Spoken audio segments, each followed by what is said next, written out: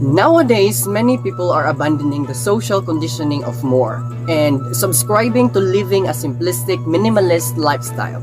Media and advertising still bombards us with images and messages that cry out for us to purchase the latest tech gadgets, trendiest branded clothes, fanciest cars, and many other things.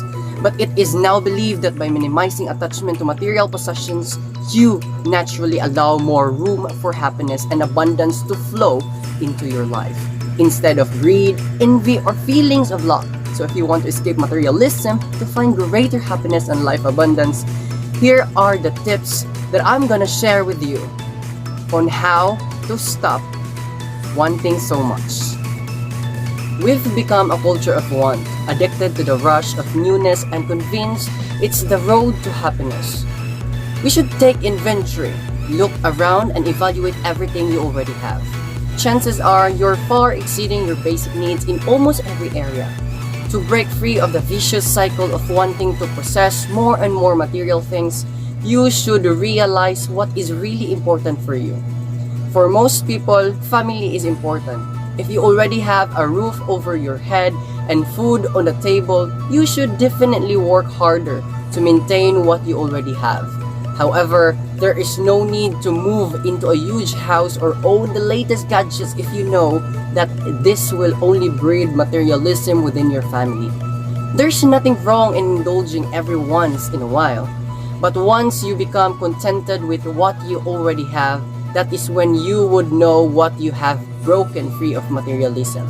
I'm gonna tell you this, pagkat-on nga unahon nimo imong pamilya samtang naa pa, kanus aman ka muhatag og pagtagad nila kanang wala na sila. Let's proceed to tip number 2. Avoid temptation. Advertising in all forms is designed to make us want. Avoid it as possible by unsubscribing from retailers' promotional emails, recording television shows and skipping through commercials, and carefully choosing the online content you consume. Break the habit of going digital window shopping when you're bored. Hunungi na intaw na ninyo ang pag-add to cart during events sa Shopee o Lazada. Samot na karon hapit ng 11-11. Char lang. Tip number 3. Practice the one-on-one rule. Successful minimalists live by this concept. It simply means that anytime you bring a new item into your home, you must get rid of one that's the same or similar. So, new pair of shoes in, old pair of shoes out. New baseball cap in, old baseball cap out. You get the idea? Okay, that's trash it. I'm the opposite of a pack rat. When I need to do a major cleaning, I usually toss just about everything I haven't used recently. Getting rid of old possessions can be a liberating experience, stripping away from you what isn't important. Which means let go. Buddhism teaches that attachment to things creates suffering. Again, this is all in the mindset. I'm not a Buddhist, but as I understand it, this doesn't mean the only path to true happiness is to abandon everything. It simply means that you stop trying to hold on to all the things you own and the relationships in your life. This simply means buhii ang angay buhian, biyai ang angay biyaan. Okay, why forever? The last tip and the fourth tip is factor in hidden costs. Often we purchase something new without thinking of the additional cost that will incur as a result. When you start thinking about potential purchases in terms of needs and wants, you'll start making more thoughtful buying choices. Another helpful trick is to think about potential purchases in terms of hours worked. Once you figure out how many hours of your labor it takes to purchase an item, it might not be so appealing after all. You know what's the reality? You can take all the possessions you have with you after that. What should matter now? The sacrifice you put in to achieve that possession, not the possession itself. Matulog ra jud kag way alamag sa imong haya.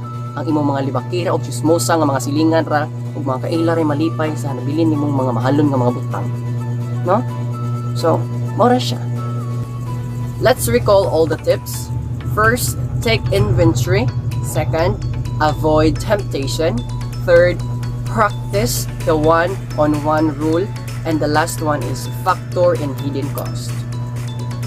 Overall, materialism is dangerous to our health, happiness, and well-being.